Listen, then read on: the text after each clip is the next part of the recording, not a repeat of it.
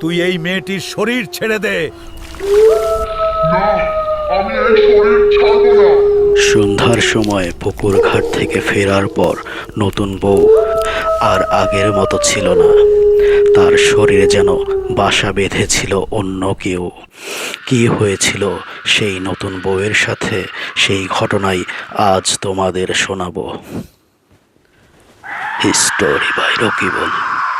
ভয় পাবে তুমিও।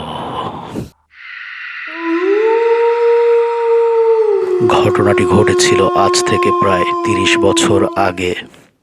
বাংলাদেশের চাঁদপুর জেলার হবিগঞ্জ উপজেলায় অবস্থিত ছোট্ট একটি গ্রাম শালিখা। চারপাশে খালবিল, কাঁচা রাস্তা আর বড় বড় পুকুরে ঘেরা শান্ত এক জনপদ।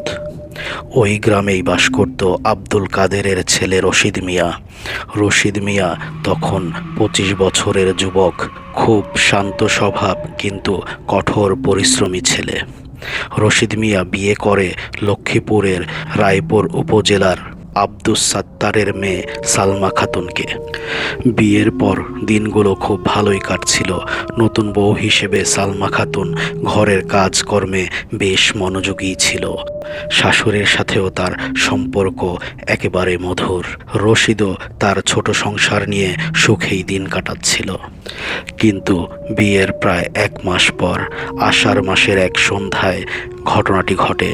সেই দিন বিকেলে সালমা খাতুন পুকুর পাড়ে গিয়েছিল পানি আনতে। আকাশে তখন মেঘ জমেছে, হালকা থেকে মৃদু বাতাস বইছে চারপাশে। সালমা পানি নিয়ে ঘরে আসে।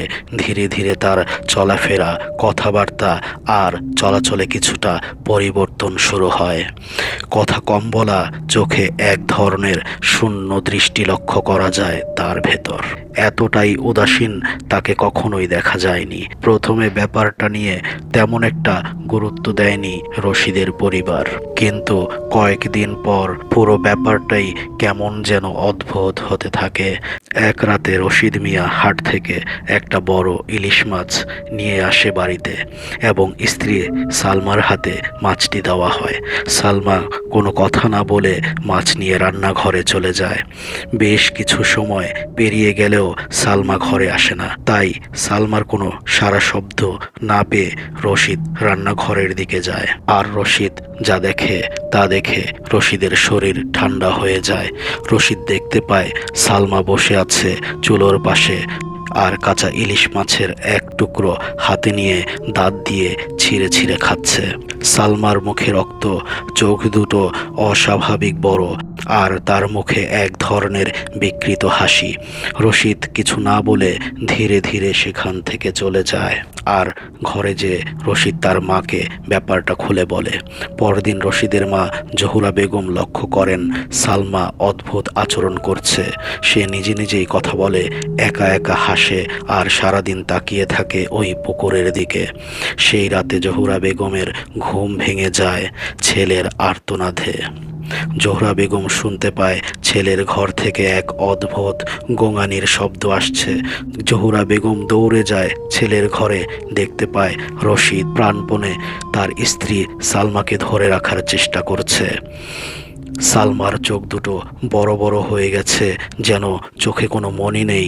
সালমার মুখটি বেঁকিয়ে গেছে আর গলা থেকে বের হচ্ছে অজানা ভারী কণ্ঠ। সালমার শক্তি এত বেড়ে গেছে যে রশিদ তাকে ধরে রাখতে পারছিল না। পরদিন ভোরে তারা গ্রামের মসজিদের ইমাম মাওলানা করিমুল্লাহকে ডাকে। হুজুর সব কথা মনোযোগ দিয়ে শুনেন। তারপর তিনি সালমার চিকিৎসা শুরু করেন। হুজুর কোরআনের আয়াত পড়ে সালমার গায়ে ফু দেয় এবং পানি পড়া তাকে ছিটাতেই সালমা যেন আরও পাগলের মতো আক্রমণাত্মক হয়ে ওঠে সবার দিকে। এভাবেই কেটে যায় প্রায় ৭ দিন। তারপর এক রাতে হুজুর সালমার সাথে থাকা অদৃশ্যকে জিজ্ঞাসা করে, বল তুই কোত্থেকে এসেছিস, কি চাস? এই শরীর ছেড়ে দে। সালমার ভেতর থেকে অদৃশ্য জিনিসটা উত্তর দেয় ভারী কণ্ঠে, না আমি যাব না, আমি এই শরীর কোনোভাবেই ছাড়ব না। তারপর হুজুর বলে, যদি তুই এই শরীর না ছাড়িস তাহলে তোকে খতমে জালালি পরে জ্বালিয়ে দেব। এই বলে হুজুর দরজা জানালা বন্ধ করে সূরা জিন তেলাওয়াত শুরু করে দেয়। ঘরের ভেতর বাতাস যেন ভারী হয়ে যায়। সালমা যে খাটে বসেছিল সেই খাট ভূমিকম্পের মতো কাঁপতে লাগে।